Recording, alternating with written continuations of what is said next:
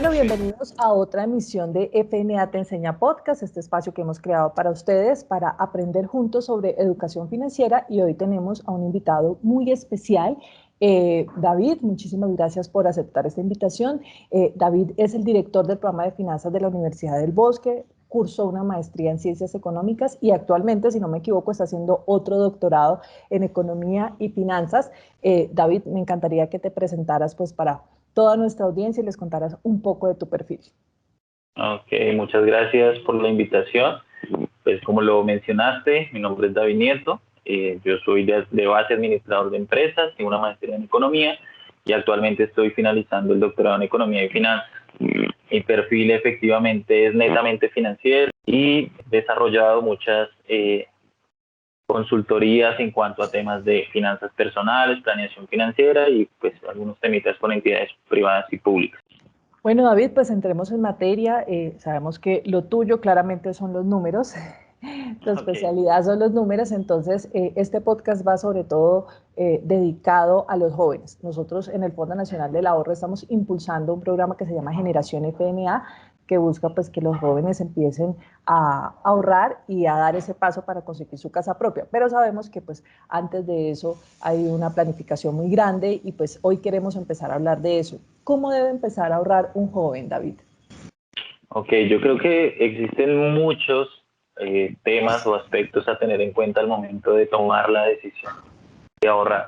Sin embargo, hay una serie de consejos que uno siempre como define dentro de la planeación financiera, y es efectivamente una de las recomendaciones que todo tipo de personas debe tener en cuenta es desarrollar un presupuesto. Creo que el presupuesto es la herramienta más potente que tienen en este momento los jóvenes hoy en día para hacer ese control de gastos. Adicionalmente, pues creo que otra de las recomendaciones es que uno debe definir prioridades en términos de consumo, en términos de bienes o servicios que va a adquirir, y preguntarse siempre si realmente es lo que uno necesita en ese momento y evaluar cuál es el impacto que va a tener, no solo en el corto plazo, sino en el mediano y largo plazo. Adicionalmente, creo que hoy por hoy el mercado ofrece demasiadas alternativas, demasiados productos financieros para que las personas puedan empezar a incluirse en todo ese tema del sector de bancarización, en todo este proceso de las tecnologías. Y creo que también son herramientas muy útiles que poco a poco van incorporando como ese modelo de ahorro e inversión, y que fortalece obviamente todo el tema de capital en el futuro, y más cuando uno empieza de joven. Otro de los aspectos que siempre se debe tener en cuenta son los excesos. Tenemos mucho cuidado con los excesos de consumo. A veces nos gusta comprar mucha ropa o salir mucho o gastar o ir a comer, y creo que todo es bueno, pero pues efectivamente los excesos son temas que hay que controlar y poderlos administrar. Creo que genera un componente de ahorro fundamental. Otra de las variables que hay que tener en cuenta es que uno debe definir su componente de ahorro. Sé que muchos expertos dicen hay que ahorrar el 20%, el 30%, pero creo que eso va sujeto a la capacidad que tiene cada persona en el aspecto con respecto a su ingreso. Entonces, uno debe empezar a ahorrar lo que su capacidad le permita, no definir un porcentaje, porque muchas personas se frustran, dicen, si no puedo ahorrar el 20%, no estoy ahorrando. No, usted ahorre lo que realmente puede y a partir de ahí genera un hábito, y creo que generar el hábito en cuanto a temas de ahorro es fundamental para poder hacer esa acumulación de capital. Sí, David, usted toca un tema muy importante. Nosotros en el fondo tenemos un producto que se llama ahorro voluntario y precisamente fomenta es como ese hábito, ¿no? Esa disciplina, se premia como la disciplina de todos los meses ahorrar esa misma cantidad. Pero me quiero ir un poquito hacia atrás. ¿Cómo empieza uno a fomentar desde niño ese hábito del que usted habla, ese hábito del ahorro, esa capacidad de decir, uy, en vez de comprarme tantos dulces, mejor guardo esta platica? ¿Cómo puede uno empezar como papá, como hermano mayor o como niño o adolescente a cultivar ese hábito para que ya cuando llegue a la juventud pues pueda pensar un poco más en grande? Ok, creo que primero la importancia de que tiene conocer sobre la educación financiera, sobre el concepto del funcionamiento del dinero es fundamental, y poder transmitir eso padres a hijos. Creo que no es una tarea fácil, porque dentro de la cultura que nosotros tenemos, pues no logramos concebir realmente esa importancia, pero creo que lo que en el modelo de enseñanza que uno tiene que transmitirle a los hijos es demostrarles o hacerles ver qué importancia realmente tiene el dinero en cuanto a las necesidades presentes, es decir, lo que tú comentabas, temas de dulces, temas de regalos, y adicionalmente mostrarle qué es lo importante que usted puede adquirir si acumula ese capital desde pequeño.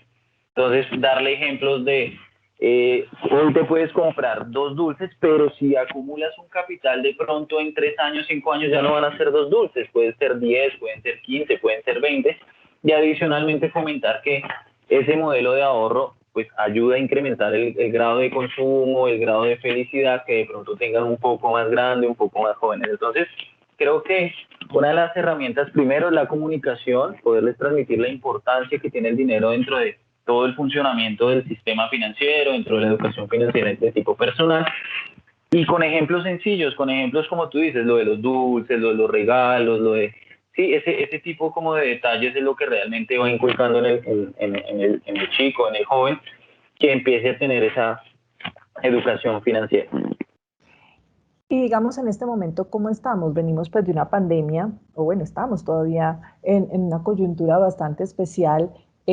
¿Cómo está en este momento el tema económico en el país como para decir uno, bueno, voy a empezar a ahorrar en este momento? ¿O qué lecciones quedaron de la pandemia pues que van conectadas a este tema del ahorro?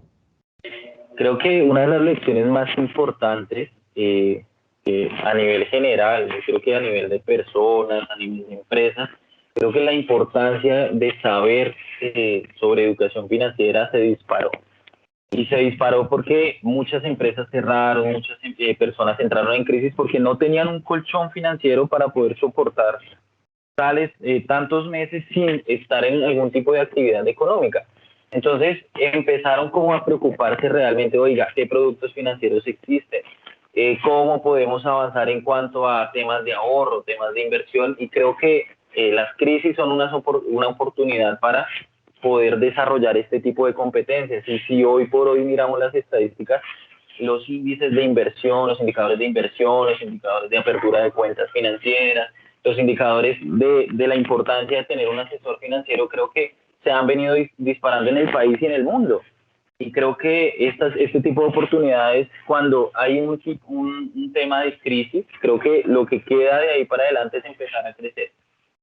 Y creo que eso termina siendo fundamental a la hora de proyectar temas de crecimiento económico, temas de inversiones. Entonces creo que la pandemia nos sirvió para generar una reflexión de por qué es importante la educación financiera, por qué necesitamos conocer el funcionamiento del dinero, y eso se viene reflejando en las estadísticas que últimamente sacan las diferentes entidades en el país. David, usted es netamente académico. Si un joven quiere aprender de educación financiera, ¿qué debe hacer? ¿Cuál es ese primer paso para empezar como a adentrarse a este mundo de la educación financiera? Pues aparte de ver FNA te enseña, claramente. Ok, creo que lo primero es empezar a leer, más allá de la parte académica. Yo creo que eso debe ser un interés propio, o sea, realmente verle el valor de saber todo este tipo de temáticas, de conocer todo el tema sobre el dinero, y creo que eso debe nacer desde casa y desde uno mismo. Y ese interés por empezar a ver videos, a ver todo el tema de estos programas que ofrecen entidades como las de ustedes, creo que es fundamental para empezar a meterse en todo este mundo. Sí es importante aclarar que hay muchos que quieren empezar y ganar capital ya, quieren que su retorno de capital sea inmediato, pero todo eso es un proceso de aprendizaje, es un proceso que lleva obviamente tiempo, y que efectivamente lo va a ganar la experiencia poco a poco, vaya avanzando en todo este mundo. Una persona joven puede proyectarse a hacer una inversión, pues como una casa ya, si no tenga familia, si de pronto todavía viva con sus papás y sea su primer empleo, ¿es una buena idea?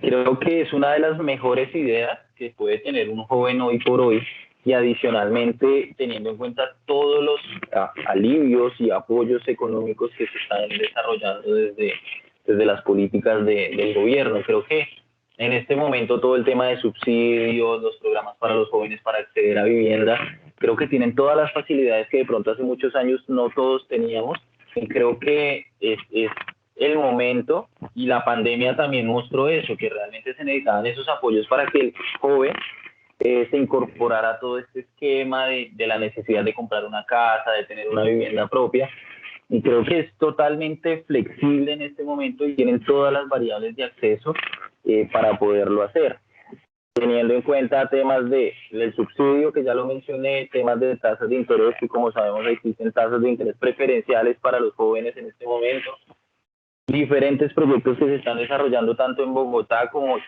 en sus alrededores, que creo que los precios son asequibles para poder obtener su propia vivienda en este momento. Entonces creo que sí, y es una de las, creo que de las mejores decisiones que se pueden tener, sea para vivir o sea para inversión, porque digamos que eso también hay que entrarlo a mirar.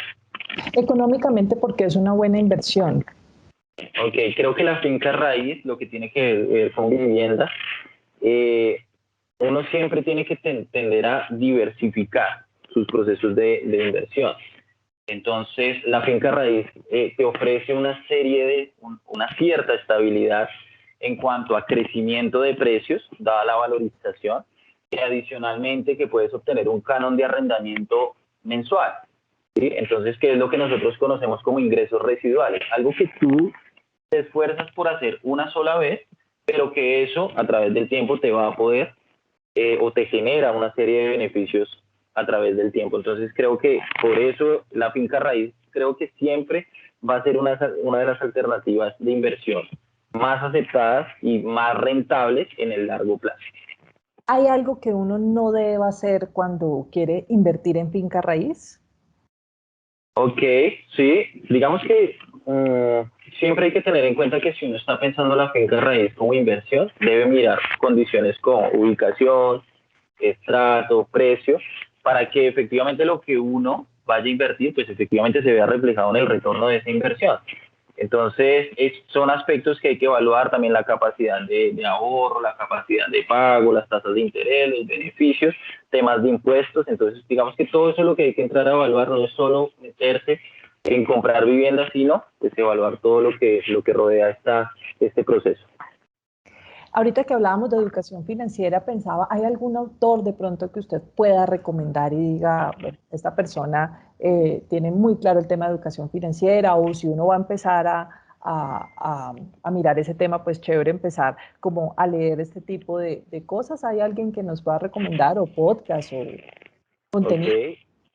Sí, yo creo que es muy famoso y creo que le abre mucho los ojos a tanto a jóvenes como a adultos, y es Robert Kiyosaki. Creo que él tiene una perspectiva en cuanto al tema del dinero muy buena y en cuanto a funcionamiento, y creo que es el primer libro que uno debe entrar a leer para poder entender todo el tema de educación financiera. Entonces creo que es la puerta de entrada para todo este proceso. ¿Qué errores cometen los jóvenes en temas de educación financiera o en temas financieros? Yo me apunto ahí a uno, sacar la tarjeta de crédito y pensar que todo es gratis con la tarjeta de crédito, pero así como este error, ¿qué otros errores cometen los jóvenes cuando empiezan en el mundo financiero o a tener ya su platica y no saber en qué destinarla? Ok, yo creo que, y me incluyo, creo que nosotros siempre tenemos necesidades de corto plazo, pensamos que tenemos muchas necesidades de corto plazo, y eso hace que efectivamente el grado de endeudamiento de los jóvenes hoy en día sea bastante elevado, porque queremos satisfacer necesidades ya, y no sin pensar en que eso puede tener una afectación en el mediano o largo plazo. Entonces, primero el tema de las necesidades. Lo segundo, como tú lo mencionas, el tema de las tarjetas de crédito. Muchos pensamos que la tarjeta de crédito es un dinero adicional que yo tengo, pero es un dinero que yo efectivamente ya debo. No es que tenga más, sino que efectivamente yo ya lo debo en una entidad, a un tercero. Entonces, creo que si uno saca una tarjeta de crédito, debe tener claro para qué lo va a sacar. Que muchas veces sacamos tarjetas de crédito, compramos un almuerzo, compramos o hacemos mercado para los que ya son independientes y demás, y lo sacamos a muchas cuotas, 12, 24, 36, y pues obviamente esa acumulación de intereses hace que su bolsillo o su flujo de caja se vea afectado. Adicionalmente, entender que las prioridades han cambiado, ¿no? Yo creo que esa definición de prioridades, cuando nosotros veíamos por allá la pirámide de Maslow, necesidades primarias, secundarias y demás, creo que ha cambiado en los jóvenes de hoy en día, y eso ha hecho que los factores de consumo se vayan hacia otro lado que de pronto no sean tan necesarios en la vida cotidiana. Entonces creo que esas prioridades también han afectado que el nivel de consumo sea muy elevado en los jóvenes y que no tiendan tanto a un concepto de ahorro. Otro de los aspectos que tienen en cuenta es que tenemos o tienen muchas fugas de dinero, tenemos muchos gastos hormiga, muchos gastos ocasionales, el tinto, la salida, el café, el almuerzo, y no controlamos ese tipo de gastos. Entonces, cuando no controlamos ese tipo de gastos, pues tiene una implicación negativa dentro de nuestras finanzas. Y creo que es la más importante, es que no tenemos esa conciencia de la importancia que es el dinero, que es lo que es educación financiera. Y creo que eso es algo que, como lo iniciamos, como empezamos la charla, creo que es la base para poder entender todo este proceso y poder mejorar todas nuestras finanzas. Si hay algo que nosotros tenemos en cuenta es que nosotros las finanzas o la planeación financiera la debemos ver como un médico. Un médico es donde tú vas, le preguntas cómo están, y no solo debería ser en el aspecto de salud, sino también en el aspecto de las finanzas. Las suscripciones ahora, ¿no? A las plataformas también son unos gastos hormiga que están ahí, sobre todo pues en estos tiempos de pandemia que estuvimos tanto tiempo encerrados, entonces pues la televisión y los videojuegos se convertían como en otro escape. Hablando ahorita de esos gastos hormiga que sí está permitido, porque finalmente un joven dirá, bueno, pero yo trabajo, me quiero tener unos buenos zapatos, o quiero irme de rumba, ¿cómo no rayar en la tacañería, ¿no? De pronto, en no disfrutar esa juventud, ese trabajo, la famosa frase de, bueno, a esto trabajo. ¿Cómo poder lograr ese equilibrio, David? Creo que el presupuesto es la herramienta para poder controlar. Tú en un presupuesto tienes la posibilidad de mirar cuánto ganas, cuánto estás gastando en tus necesidades básicas y cuánto porcentaje puedes destinar a ese tipo de actividades. Y eso es lo importante, tener el control de cuánto vas a destinar a ese tipo de recursos y no excederte. Porque muchas veces estos gastos hormigas no es porque no lo hagan, sino que sencillamente no tenemos control sobre ellos. Y hoy me puedo tomar 5 tintos, 6 tintos, o me puedo ir de rumba y gastarme 200.000, 300.000 y no los tengo contemplados. No, de pronto al día, en una semana no me acuerdo cuánto gasté, no supe qué hice la plata. Entonces es más el control, como tú lo decías, no volverse tacaño, pero sí gestionar esa variable de gastos, que es lo que es fundamental en este tipo de procesos. ¿Hay alguna recomendación también para, digamos, no caer en gastos innecesarios? Pongo un ejemplo, el tema de los avances de las tarjetas de crédito, que pues yo personalmente no lo sabía en mi momento cuando era joven, y hice muchos avances en la tarjeta de crédito y después me di cuenta pues que los intereses son altísimos. ¿Qué otra información por ahí de letra menuda uno nunca tiene en cuenta y pues obviamente impacta de manera negativa en las finanzas? Yo creo que todo producto financiero que uno obtenga, uno siempre debe buscar información sobre lo que está adquiriendo. Porque tú dices tasa de interés, los plazos, los montos, las cuotas de administración, los seguros. Muchas veces nos llegan unos cobros de seguros a las tarjetas de crédito y no tienen ni idea de dónde salieron.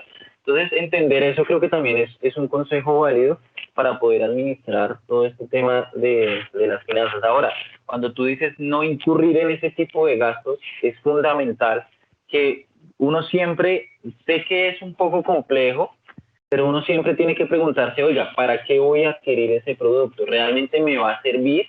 ¿Realmente en qué lo voy a usar? Y mirar si realmente no lo tengo, porque muchas veces salen promociones y solo por el factor promoción me voy a comprar, pero realmente no sé si lo necesito o no lo necesito. Entonces creo que generar esa conciencia en uno mismo, de preguntarse, ¿necesito o no necesito? ¿De qué me va a servir? ¿Para qué lo voy a usar? Es fundamental para mantener unas buenas finanzas. Y ya para finalizar, David, digamos, bueno, ya el joven inicia su ahorro y tiene su ahorro, pongamos con el Fondo Nacional del Ahorro, su ahorro voluntario, y quiere comprar una casa, ¿cierto? ¿Qué gastos debe tener en cuenta cuando va a iniciar pues, este proceso, ya una inversión tan grande como la de una casa? ¿Qué es lo recomendable? ¿Sacar un crédito corto, sacar un crédito a más plazo, irse por vivienda usada? ¿Cuáles son las recomendaciones como para que este joven inicie su carrera de inversión desde esta edad? Ok, yo creo que lo más importante es entender para qué va a querer esa vivienda. Si la quiere para vivir, si la quiere para arrendar, ¿sí? Si la quiere como inversión, eso es la primera variable que va a definir hacia dónde yo me voy. En términos de capacidad de financiación, es importante que mirar también con qué capital yo cuento en el momento.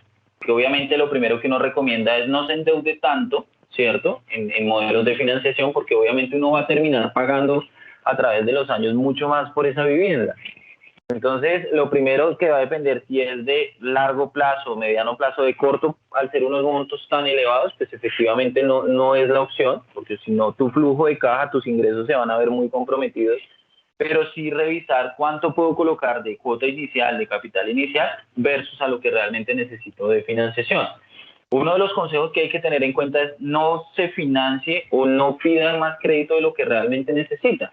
Sí, mucha gente necesita 100 pesos y saca 200 por si acaso necesito algo adicional, pero no ve que eso le puede afectar a nivel financiero, pues toda su vida personal. Otra de las cosas, otro de los gastos que hay que tener en cuenta ya son, si es para vivir solo, temas de servicios públicos, temas de alimentación, temas de los impuestos que conlleva ello, temas de valorización dependiendo de las obras que se estén desarrollando de forma aledaña y demás. Entonces, creo que son los consejos que hay que tener en cuenta en esta decisión. Yo creo que es una de las decisiones más importantes que toman los jóvenes hoy en día.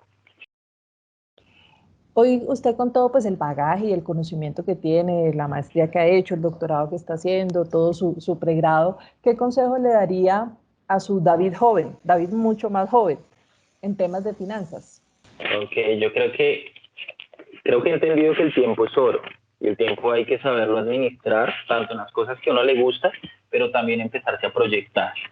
Creo que empezarse a proyectar desde joven, limitándose un poco a disfrutar, sino de pronto a crecer, a acumular capital, a generar procesos de inversión, creo que le permite a uno tener una vida un poco más tranquila a nivel financiero, cuando uno ya sea más adulto. ¿Sí? Entonces creo que Más viejo no, más viejo no, más adulto. sí, más adulto. Sí.